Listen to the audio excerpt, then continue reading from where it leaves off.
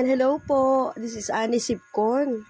So, mga friends, ang nakikita nyo pong makina na yan ay makina ng pagkuha ng basura sa Manila Bay. So, nandyan po sila nung time na yan sa Manila Bay para i-testing sana yung naturang makina na yan na bagong bili from Italia.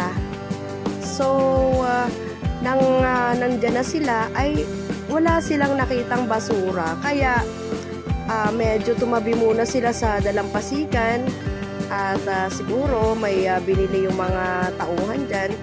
Ngunit ang naturang makina ay lumubog o nabalahaw. So nung paalis na sila ay nahirapan silang umalis.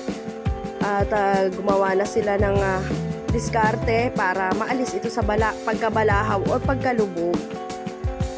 Ngunit ito naman po ay successful na naialis. Panoorin po natin ang napakagandang makina na to. So far, ito po ang pinakabago at ngayon lang po namin nakita dyan sa Manila Bay. Panoorin po natin kung paano nila inalis at tingnan po natin ang design ng makinang ito ng bonggang-bongga.